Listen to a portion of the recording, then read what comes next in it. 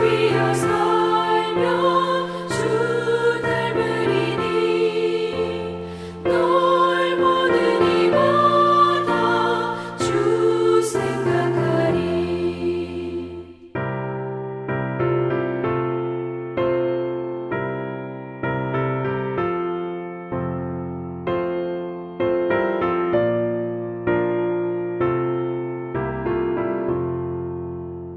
너 성결케 위해 주 따라가고 일 다급하여도 다 멈지 말고 참 즐거울 때나 또 슬플 때나 너 주님만 믿고 늘 따라가라.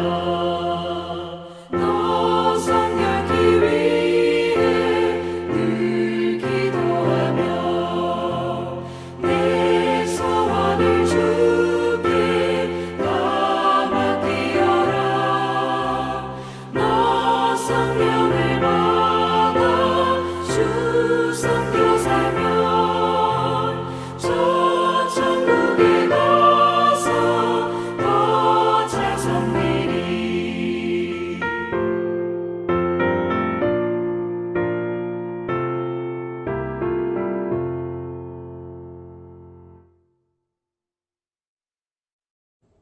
하나님의 크신 은혜와 평강이 오늘도 살아가는 모든 삶의 자리마다 충만히 임하시길 기원합니다.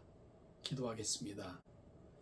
하나님 아버지, 5월 가정의 달을 허락하게 해주시고 지난 주일은 어린이 주일을 지키게 하셔서 다음 세대를 향한, 또한 우리에게 맡겨주신 어린 자녀들을 향한 소망과 의무를 확인받게 하신 것을 감사합니다. 우리 가정들이 믿음의 가정으로 잘 세워질 수 있게 도와주시옵소서. 우리 자녀들은 신앙을 전수받고 복을 이어받는 아름다운 세대로 자라나서 하나님의 나라 그 영광을 위해 아름답게 헌신되어지고 사용되어지는 복된 가정으로 그리 성장할 수 있도록 도와주옵소서. 오늘도 한 주간을 돌아보며 또다시 말씀으로 우리의 삶을 점검하고 새로운 한 주를 준비하고자 합니다. 성령 하나님, 오늘도 우리 가운데 찾아와 주시고 살피고 깨닫고 다시금 말씀을 담아 하나님의 자녀로 새롭게 결단되어지는 복된 이 아침이 되게 하옵소서. 감사드리며 예수님의 이름으로 기도하옵나이다. 아멘. 오늘 저희가 함께 나눌 하나님의 말씀은 레위기 8장입니다. 1절 말씀부터 13절까지를 같이 읽겠습니다. 레위기 8장 1절부터 13절 말씀 같이 읽겠습니다. 여호와께서 모세에게 말씀하여 이르시되 너는 아론과 그의 아들들과 함께 그 이복과 관유와 속죄제의 수송아지와 순양 2마리와 무교병 한 광주리를 가지고 온 회중을 회막문에 모으라. 모세가 여호와께서 자기에게 명령하신 대로 하매 회중이 회막문에 모인지라.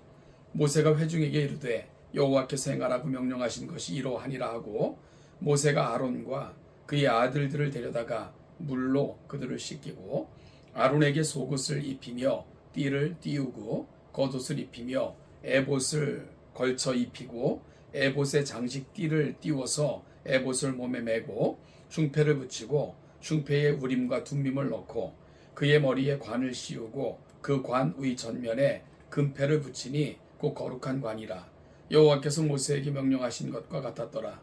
모세가 관유를 가져다가 성막과 그 안에 있는 모든 것에 발라 거룩하게 하고 또 제단에 7번 뿌리고 또 그 제단과 그 모든 기구와 물두멍과 그 받침에 발라 거룩하게 하고 또 관유를 아론의 머리에 붓고 그에게 발라 거룩하게 하고 모세가 또 아론의 아들들을 데려다가 그들에게 속옷을 입히고 띠를 띄우며 관을 씌웠으니 여호와께서 모세에게 명령하신 것과 같았더라.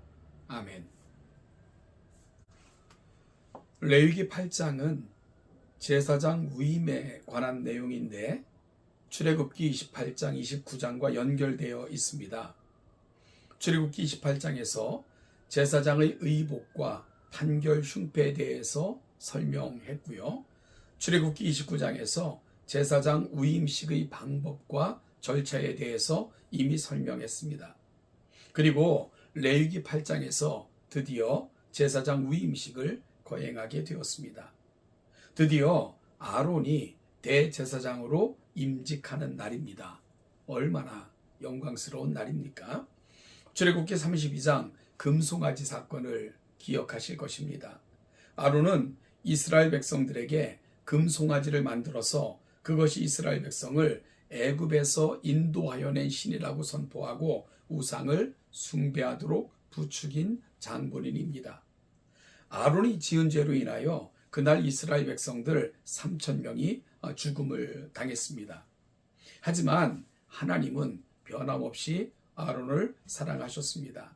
하나님은 아론과 하신 약속을 끝까지 지키셨습니다. 하나님은 아론에게 기회를 다시 주신 것입니다. 과연 아론은 지금 어떤 마음이었을까요? 아니, 아론의 제사장 위임식을 바라보는 이스라엘 백성들의 마음은 어땠을까요? 누구보다도 자신의 연약함을 잘 알기에 아론은 제사장 임직을 받는 것을 결코 자랑할 수 없었을 것입니다. 이건 누가 봐도 전적인 하나님의 은혜이기 때문입니다. 그 사실을 누구보다도 잘 아는 사람이 바로 아론 본인이었으니까요. 동시에 아론은 자신의 경우를 토대로 이스라엘 백성들을 충분히 이해할 수 있었습니다. 아론 역시 큰 실수를 저질렀기에 실수하는 자들이 찾아온다 할지라도 보듬어주고 긍휼과 안타까운 마음으로 그들을 위해 중보하는 그런 사역을 감당할 수 있지 않았을까요? 하나님은 연약한 자들을 들어 오히려 연약한 자들을 위로하는 더 큰 사역의 무대에 세워주시는 것, 성경이 보여주고 있는 하나님의 위대한 사랑의 모습입니다. 바울은 고린도전서 15장 9절 10절에서 자신이 경험한 놀라우신 하나님의 은혜를 이렇게 고백합니다.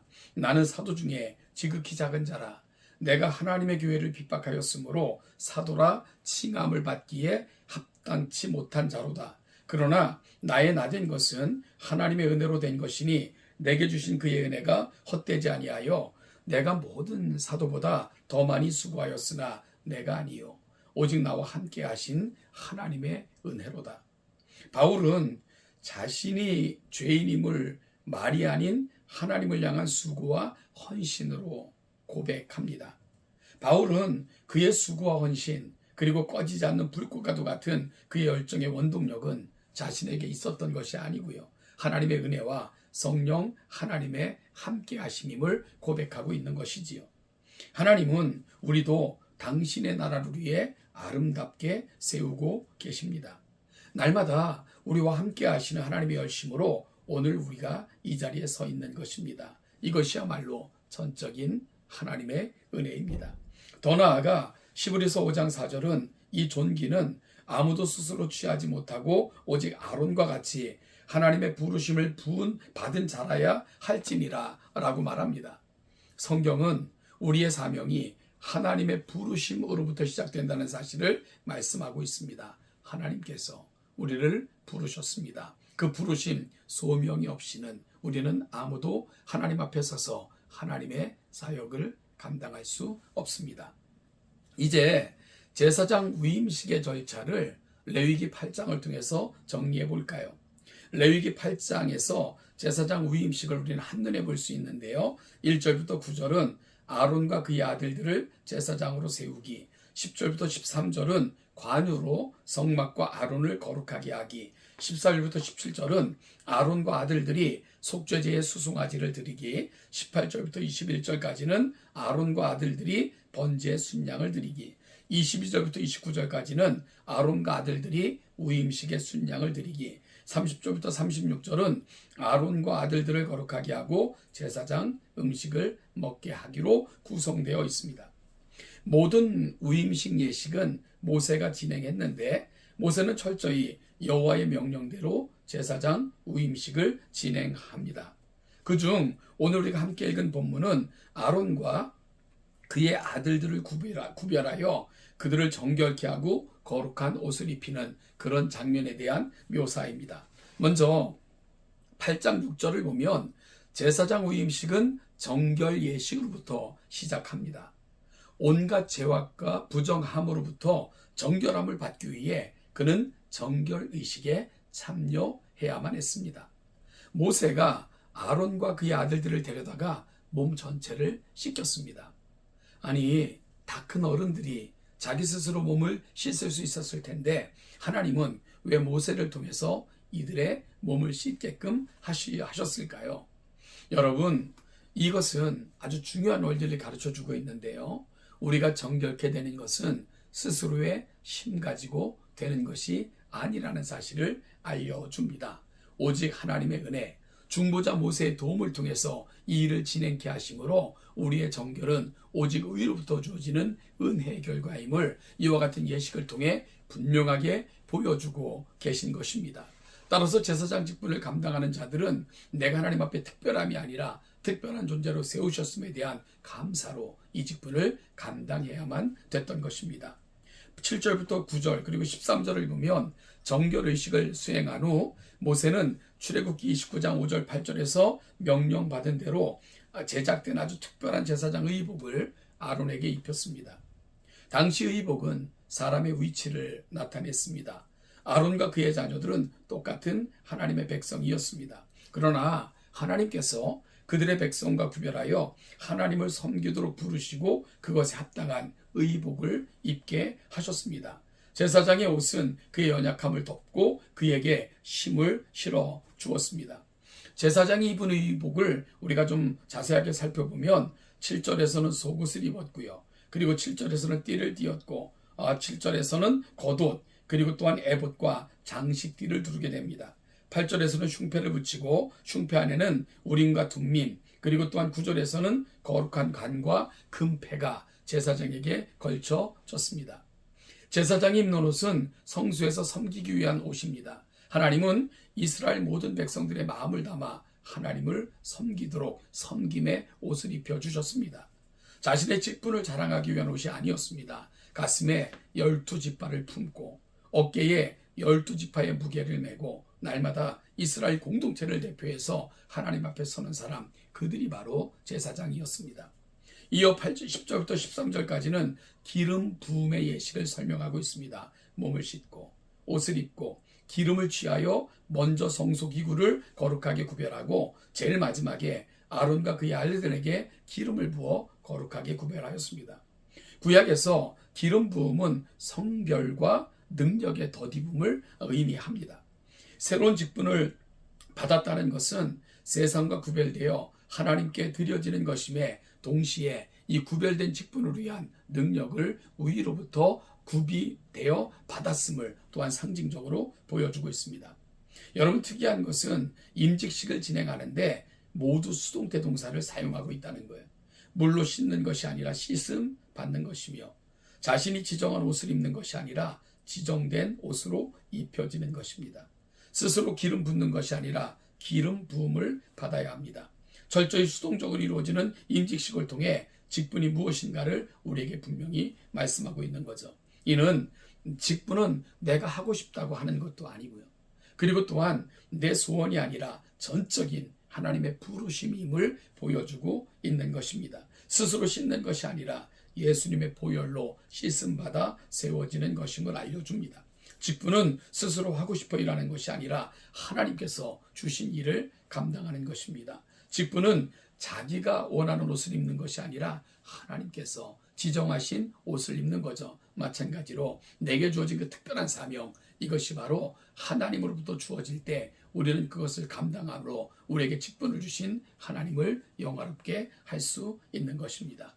사랑하는 동쪽계 성도 여러분, 오늘 아론과 그의 아들들이 제사장으로 세워지는 장면을 살펴봤습니다. 모든 것이 은혜임을, 또한 모든 것이 위로부터 덧입혀졌음을, 그들은 내가 받은 은혜, 내가 받은 구원을 감사히 여기며 똑같은 연약한 자들을 위해 기도하고 그들을 살펴 하나님 앞에 세워줘야 된다는 것, 이것이 바로 직분자가 가는 길인 것이지요. 오늘 우리가 부름받은 직분은 어떤 것입니까? 이 모든 것이 하나님께로부터 와서 내게 덧입혀진 그 능력으로 이 일 감당하라고 하나님의 나를 충성되이 여겨주셨음에 대해 감사하며 이 직분을 감당함으로 하나님을 영화롭게 하며 더불어 살아가는 사람들에게 아름다운 주의 도와 은혜를 보여주는 우리 동천의 모든 성도들 되시기를 주님의 이름으로 축복합니다.